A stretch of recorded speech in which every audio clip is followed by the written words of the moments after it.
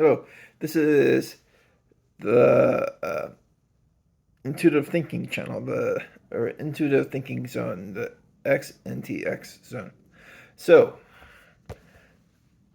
as most of you are aware of, my channel is not really a MBTI channel, even though I use a lot of things that are relevant to MBTI and have my own interpretations and so on, using philosophy, psychology, uh, psychoanalysis, and so on. But a lot of people who have read Jung realize that a lot of his temperaments come from, and his functions come from different sources.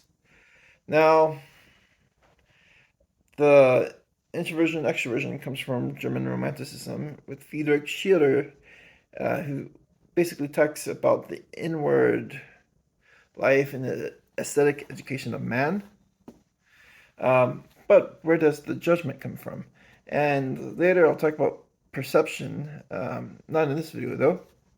So judgment comes from American Pragmatism. Let me explain. So William James, he was this philosopher from the 19th century. He was also a psychologist who basically took empiricism to a radical level. Now, I'm not going to define empiricism because I'm using his concept of tender-minded versus tough-minded intellectuals to talk about this stuff. And in that list, he actually explains what he means by empiricism. And the cool thing is, if you actually look at Jung's psychological type, when he talks about type prominent philosophy, he actually explicitly focuses on William James. And basically, if you have the psychological types, it's nice and all, but William James actually expands a little bit more on it through what he means by it. And you'll get a fuller picture if you read this book. But basically, when you look at judging functions in Jung, which are very close to like these different temperaments, tough-minded versus tender-minded, you have the critical judgments of the thinking versus the value judgments of feeling. Now, this idea of feeling we need to be careful about because a lot of people complain about emotionality and even talk about emotionality. You're emotional, for example, so you have to be a feeler. No, that's not true because it has more to do with values. Extroverted feelers are more community oriented. They like the values of the group. They like to be like the parent who loves the drawing of the child just because their child drew the drawing. And just because of that, otherwise they would probably think that it was an ugly stick figure or whatever, or a little scribble. But no, they love it because the child was the one who drew it, because the person who they cared about drew it. Meanwhile, introverted feeling are about the personal values. So, what they personally value, what they find is good or bad, what beauty they find in the world that relates to them subjectively, and so on and so on and so on. Now, introverted thinking and extroverted thinking, well, it's best to actually consult William James on this, but I'm not going to right now. Just to give you a little quick rundown, it's basically this more rationalistic type of thinking. I look into things, I look for the facts, and then I think about these facts through this system which I use to accommodate for whatever fact there is. In fact, Kiersey talks about how introverted thinking type, the INTP, the architect, is an accommodator, just like the INFP, who's also an accommodator, but one of them is strategic. The INTP is strategic, the INFP is accommodating. Just to give you an example, of course, he says something different of the ISTP. I'm not going to talk about that right now. But the whole entire idea basically is I'm coming up with a theory. I am looking at the internal principles of things, and I'm gathering these facts to try to look at these theories, which I look at with my mind. Specifically, basically introverting the facts into my own contemplation. It's basically the philosophical thinking. And I'm pretty sure people who watch my channel, or the type of audience I want to appeal to, are philosophically minded. So if you read Immanuel Kant, or let's say even Fichte or Descartes, you'll see this whole entire idea. For example, Descartes' cogito ergo sum, I think, therefore I am. The idea here is he establishes first that he is. And how does he do that? This first principle is found that all other things can be trusted, because the only thing that can be known is that I am. And why? How do I know that I am? Because I think. So I'm a conscious being.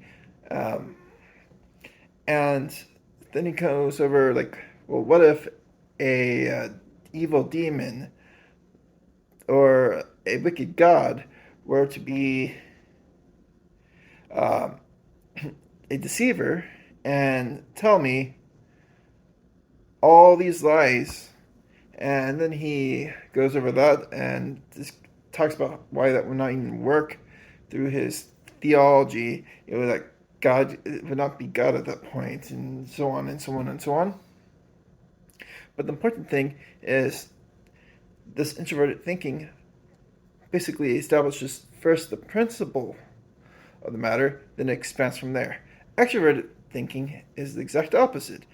It looks at the consequence of the matter and discovers principles from there. They both love to read, they both love to study. The introverted thinker uses it to look for basically looking for the principles, which they refine their thinking, their theories. The extroverted thinker looks at the consequences of these ideas, which they have gathered and read and accumulated. Then they basically take these ideas, they apply to whatever. They're more like scientists. They're more empiricists. Read Darwin. Read Machiavelli. Some people would say, no, Machiavelli is an ENTP, whatever. No, that's personality database, and I'm not even going to try to type him right now. But no, he looks at these historical facts, and from these historical facts, he forms his theories. But he's not doing it in an introverted way. He's not looking at, okay, this is the first principle of politics, and we'll go from here. He's looking at all these different empirical facts he could find in history. Then he basically looks at them to the consequence. And in that way, that's how he forms the theories, which he had for politics. So there we have it. That's an example of extroverted thinking. So, anyway, let's go over the difference between tender-minded and tough-minded. And you'll pick it up, which one describes which. And by the way, I've looked at this very thoroughly before I came on, so I had to be very careful. Some of them will sound very value-oriented. Some of them will sound very critical-oriented. And so we'll have to look at it very carefully. Tender-minded. rationalistic, in parentheses, going by principle, intellectualistic, idealistic, optimistic, religious, free-willed, free-willist, monist, dogmatical. So, if you cut this in half, rationalistic, individualistic, maybe idealistic. That would make sense. Optimistic could be either way, but we'll leave that to the value. Free willistic, monastic. Those are very extroverted introverted thinking traits. Whereas you religious, optimistic, dogmatical. Well, dogmatical can be either way, but those are very introverted feeling traits. They're values judgments. Jung actually talks about his description of the introverted feeling type. And this introverted feeling tends to be towards these religious values like God, justice, and so on. Of course, now you will try to retort, well, everyone thinks about that. No, these guys appreciate it deeply within themselves. So they're the tender-hearted, we could say, are introverted judgers.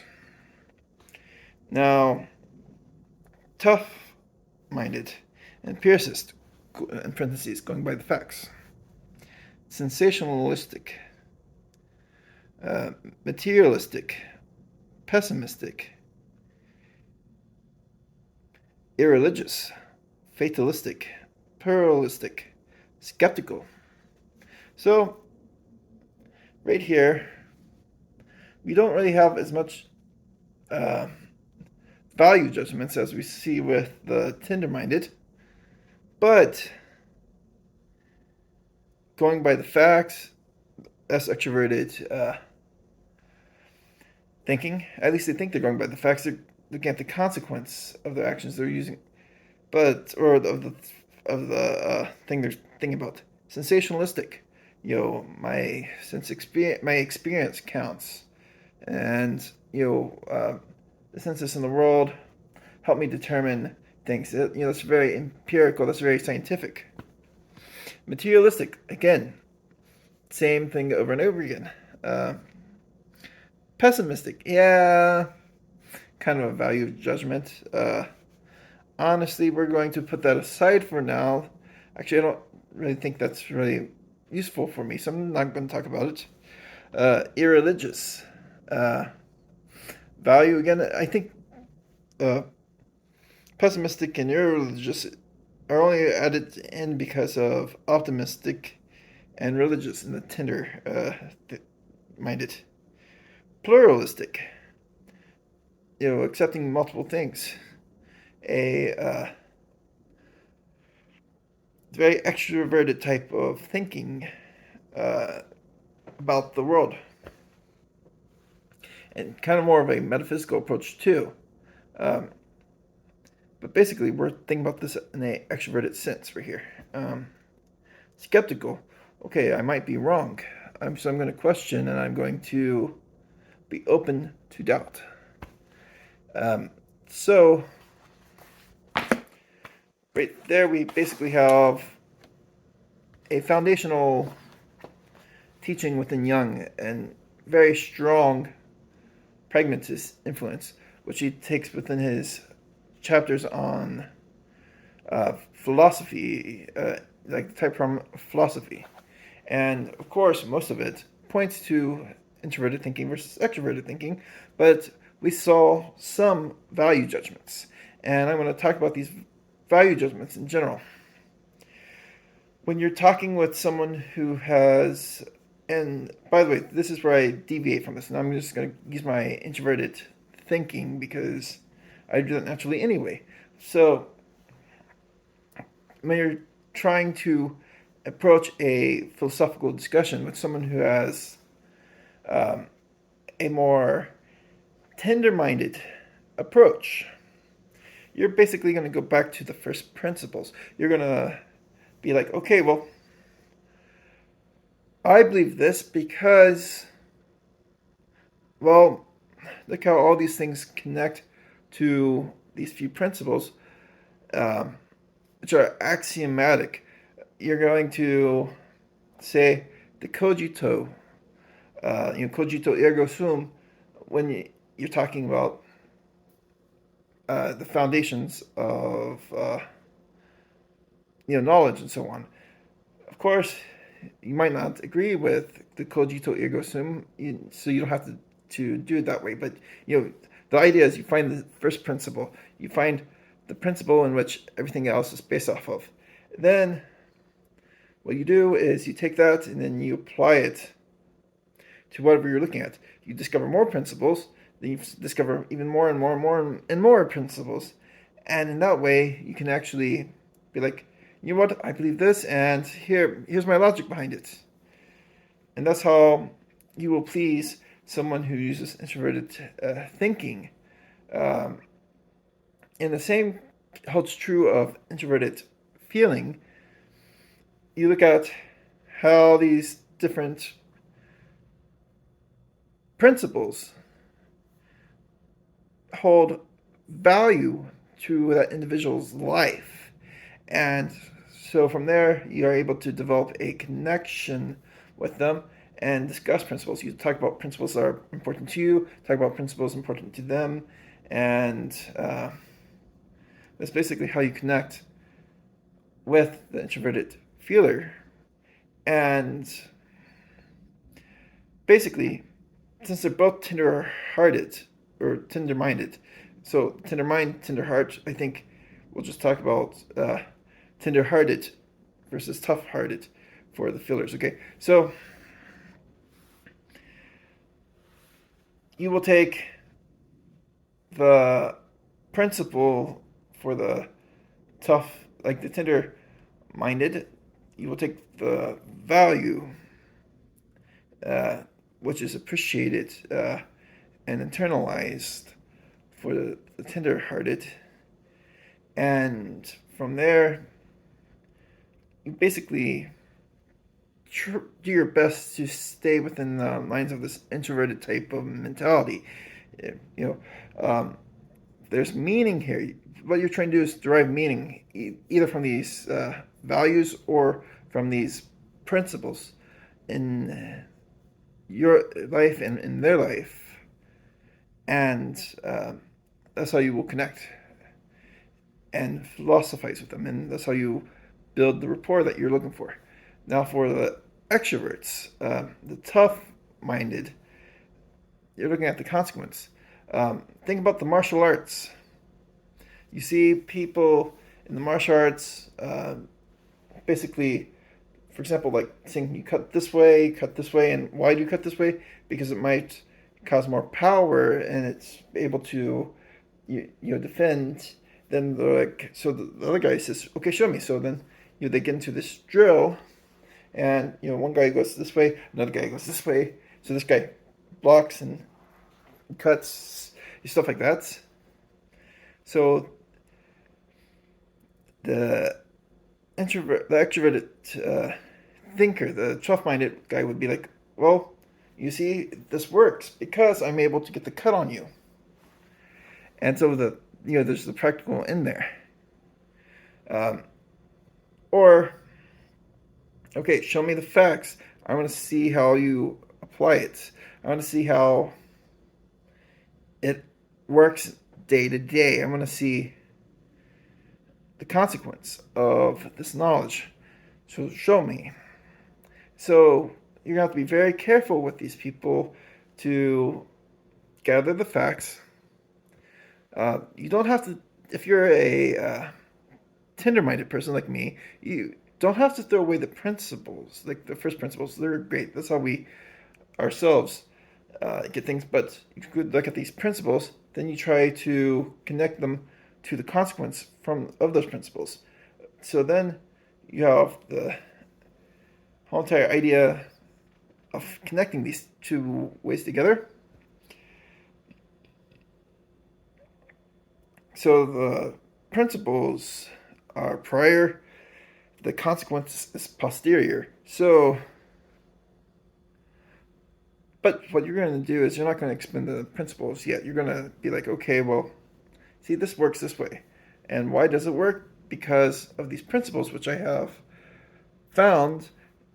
And as you can tell, this is very effective. So give my principles a chance. We'll talk about these principles, but as you can tell, there's practical application that I can show you. It's a concept that actually works in the real world. It's a concept that does have an impact. So there we go. And for the tough, this is kind of hard to say. Like at this point, to calling people who have like the extroverted feeling value judgments, external value judgments, it's kind of hard to call them tough-minded, or not tough-minded, tough-hearted, because people associate them with empathy. And yeah, there is empathy, but basically they care more about the feelings and the values of others. They care more about others than they care about themselves. So in that way, they are tough. And for these people, we're going to go by the same reasoning as I've talked about with the other ones. You're going to try to speak their language. And how you speak their language is point out, the values of the group. You might say, Socrates believes in self-control. Plato believes in self-control too. And how we define self-control is, and so on, so on, so on. But as you can tell, the way you're acting, the way you're thinking about this, you're focusing on the external values. And as you're thinking about the external values, just look at the consequence of which your conception is impacting these other human beings, because you care about those other human beings, and so on and so on and so on. And of course, by the way, I do not have these detailed examples. I'll have more detailed videos later, but this is 23 minutes, and so there we have it. This whole entire video has been about the judgment functions, and safe to say, I have given you a pretty good rundown on how to talk with people based off of their different judgment functions. And of course, when you look at the cognitive dynamics, each of those types have the superior, the dominant function, the inferior function. Of course, these could be judging, they could be perceiving, who knows? It depends on the person. You have your auxiliary function, then finally you have your tertiary function. These are opposite of these. So this will work regardless. I mean, perceiving function people who are dominant in perception, or people who are dominant in judging. Well, there are differences, of course, but everyone uses judging, and so people will prefer one type of judgment over another type of judgment. So if you're talking to an INTP, try using the introverted thinking. But you might also want to consider, of course, it might be difficult to reach them this way, the extroverted feeling, because there's also extroverted feeling. It's just suppressed.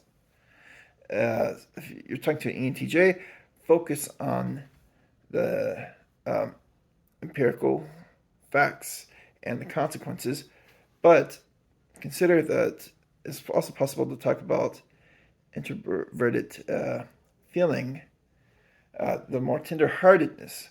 But of course, you're going to focus on what is stronger, because if you focus on what is weaker, the person is going to grapple with it, and it's going to be very difficult for them to comprehend, and they're going to fight.